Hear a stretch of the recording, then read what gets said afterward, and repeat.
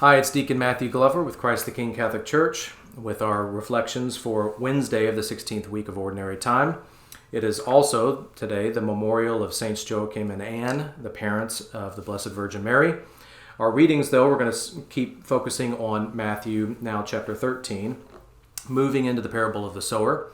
But it's appropriate and fitting that this is also overlapping with the feast of Saints Joachim and Anne, the parents of the Blessed Virgin Mary, their traditional names, because they really laid the foundation.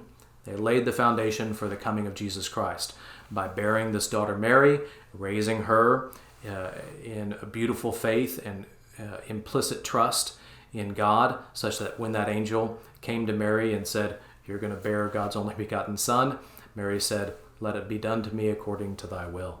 Great words for us to pray over and to say to God ourselves as often as we're asked to do things for God. Let it be done for me according to God's will. So that kind of overlaps in some ways, ironically, with the parable of the sower. It maybe not seem clear at first, but I promise we'll get there. Parable of the sower, in its simplest terms, is this: the sower is God. The seeds are the word of God, we're the soil, okay? And so we have kind of the introduction to the parable of the sower in today's gospel. And then we have a further little explanation tomorrow. And then on Friday, we have the full explanation from Jesus Christ on what this parable really means. So now, today is really just the intro, all right? And the intro, Jesus tells us, there's basically 4 types of soil. There's the path, so seeds that get scattered on the path. And that path, people are always traveling somewhere on that path, right? On rocky ground, what's rocky ground? Rocky ground's a place where there can be no roots that are being able to be laid deeper inside the rocky ground. Maybe people who are just merely seeking signs and wonders, like we talked about earlier this week, and not really seeking to deeply understand and let the Word of God reach deep into their hearts and souls and radically transform and change them, because they're always focused on something outside of themselves, like signs and wonders. The third type of soil is among the thorns, all right? So the thorns are like the allures of this world, things of this world that come to choke away the life of the Word. And then the fourth type of soil, of course, is the rich soil. And in the rich soil, there's what? There's depth, and there's a great foundation there. Just like Saints Joachim and Anne laid the foundation for Jesus Christ by cultivating the soil inside of Mary's heart and soul so that she could be prepared to say, "Let it be done to me according to thy word."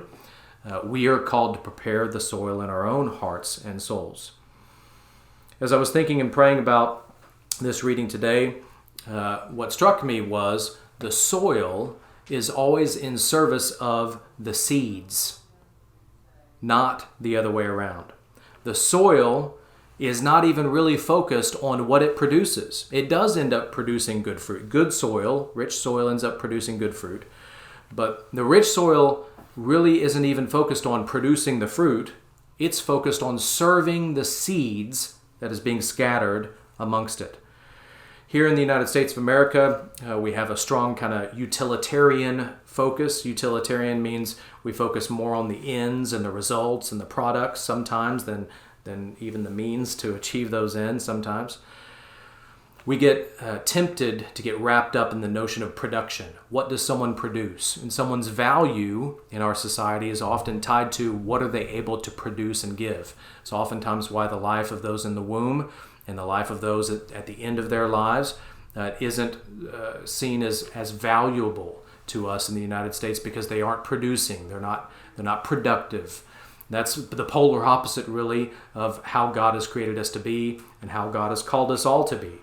But we can all get wrapped up in this notion of production, what it is that we're producing, what it is that we're achieving, that we forget to be servants first.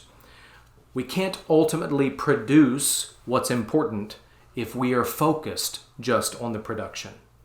Okay? So today, I'd ask you to consider this. In what ways am I too focused on what it means to be productive in the eyes of this world?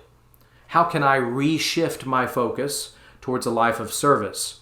A life of service may be foolish in the eyes of this world, but a life of service will never be foolish in the eyes of God. We'll have more on this over the next couple of days. God bless.